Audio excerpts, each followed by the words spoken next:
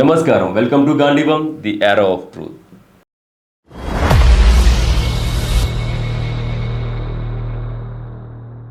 ఈ రోజుల్లో మన దేశంలో మన కళ్ళ ముందే మన హిందూ ధర్మాన్ని నాశనం చేయడానికి ఎన్ని ప్లాన్లు జరుగుతున్నాయో చెప్పడానికి ఇదొక పెద్ద ఉదాహరణ.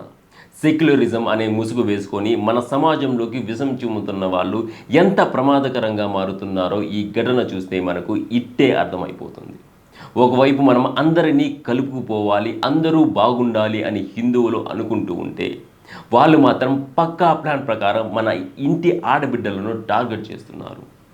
దీనికి కొన్ని రాజకీయ పార్టీలు కూడా సిగ్గు లేకుండా ఎలా సపోర్ట్ చేస్తున్నాయో ఈ వీడియో చూస్తే మనకి తెలుస్తుంది.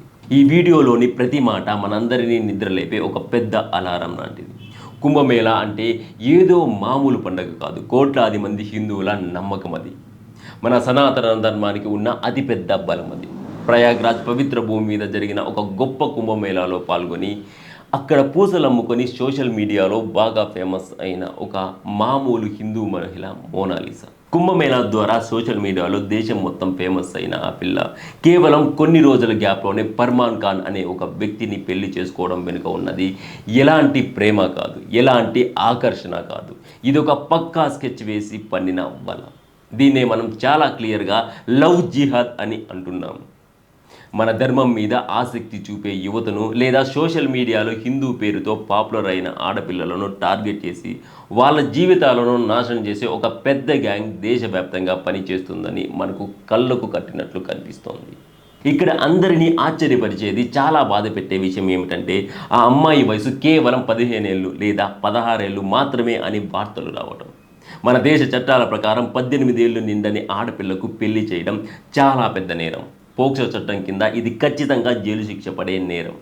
కానీ ఎప్పుడు మహిళా హక్కులు కావాలి, మానవ హక్కులు కావాలి అంటూ టీవీలో కూర్చొని గొంతు చించుకునే నాయకులు, ఫెమినిస్టులు ఈ విషయం మీద ఎందుకు ఒక్క మాట కూడా మాట్లాడడం లేదు?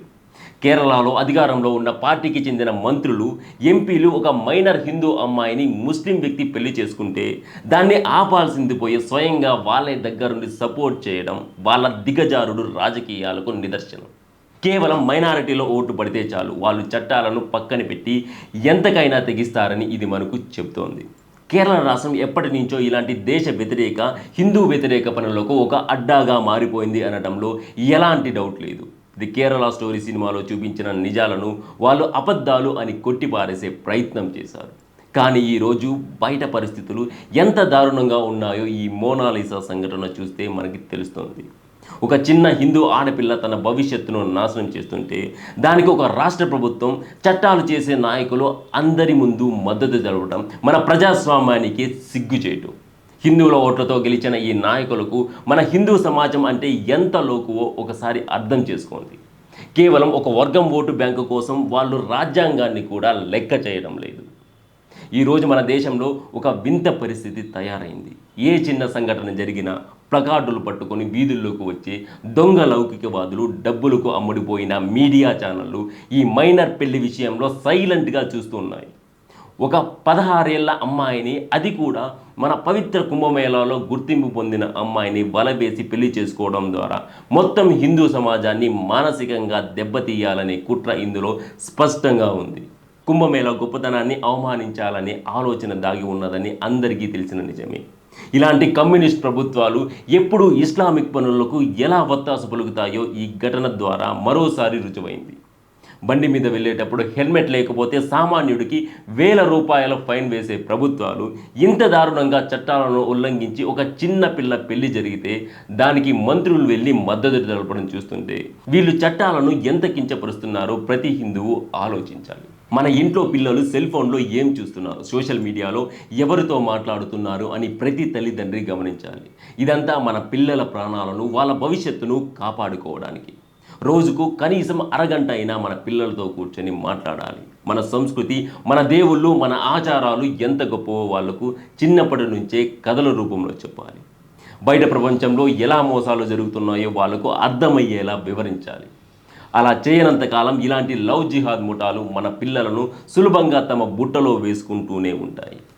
ఒకప్పుడు కత్తులు పట్టుకొని దండయాత్రలు చేసేవాళ్ళు ఇప్పుడు ప్రేమ అనే నాటకంతో మన ఇళ్లలోకి చొరబడుతున్నారు. ఈ విషయాన్ని మనం ఎంత తొందరగా గుర్తిస్తే అంత మంచిది. ఇది మనందరి బాధ్యత.